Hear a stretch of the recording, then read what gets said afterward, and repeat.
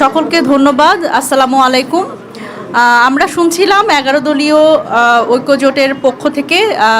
এখন আমি যদি একটু এনসিপির পক্ষ থেকে বলি, সেটা হচ্ছে যে এনসিপি থেকে কিন্তু আমরা প্রেস কনফারেন্সের মাধ্যমে আমরা কিন্তু আপনাদের সাথে একটা সংযোগ করবার চেষ্টা করেছি। আজকে সারা দিনে আমাদের যা আপডেট আমরা সেটি দেওয়ার চেষ্টা করেছি। আমরা জুবাইর ভাইও যেরকম বললেন যে আমরা কিন্তু আমাদের যেই 30টি আসনের যে আমাদের অ্যানালাইসিস, সেখান থেকেও আমরা যেটা দেখলাম সেটা হচ্ছে যে আমরা সকাল থেকেই আমাদের আসনগুলোতে ভোটারদের অংশগ্রহণ কিন্তু স্বতঃস্ফূর্ত ছিল।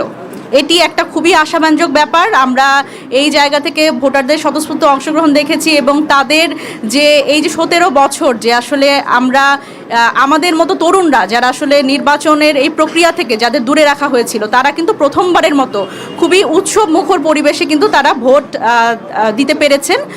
এটি একটা ব্যাপার। এবং নির্বাচন যে আসলে শুধুমাত্র হানাহানি, হামলা, মামলা এবং এই ভয়ভীতির সংস্কৃতি না, এবং এটি কিন্তু এই নির্বাচনটা একটা বড় উদাহরণ যে বাংলাদেশে এরকম একটি রক্তপাতহীন নির্বাচন হওয়া সম্ভব।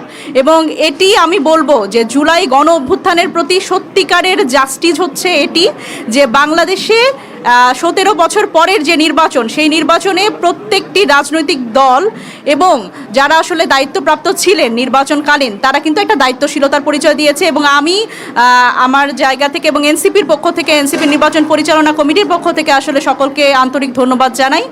আমাদের যে কিছু বিচ্ছিন্ন জায়গা থেকে আমাদের যে ঘটনাগুলো, আমাদের কিন্তু খুব গুরুতর কিছু ঘটনাও আমরা দেখেছি। আমরা হাতিয়া, আমাদের হান্নান মাসুদের যে আসন, সেখানে কিন্তু আমরা দেখেছি যে সেখানে মানে সিল মারা ব্যালট পেপারে এই ধরনের ঘটনা, এবং ময়মনসিংহেও আমাদের এক ধরনের ব্যালট বাক্স ছিনতাইয়ের মতো ঘটনা আমরা দেখেছি।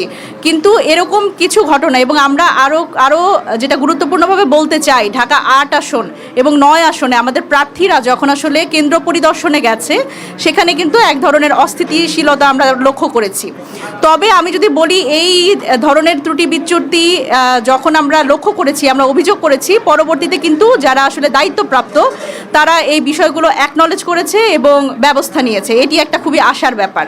সুতরাং ওভারঅল আমরা বলতে পারি যে ভোট কাস্টিং থেকে শুরু করে ভোটারদের উপস্থিতি, যেটি কিন্তু আমাদের সবচেয়ে গুরুত্বপূর্ণ ব্যাপার ছিল, যে এই নির্বাচনটি শুধুমাত্র কিন্তু ক্ষমতা বদলের নির্বাচন নয়, এটি ভোটারদের তাদের রাজনৈতিক অধিকার প্রয়োগের একটা বড় সুযোগ আমরা এবং একটা নিরাপদ অবস্থান আমরা তৈরি করে দিতে চেষ্টা করেছি। সুতরাং সেই জায়গা থেকে আমরা বলতে পারি যে আমরা রাজনৈতিক দলগুলো আসলে তারা তাদের জায়গা থেকে একটা সহিষ্ণু পরিচয় দিয়েছে।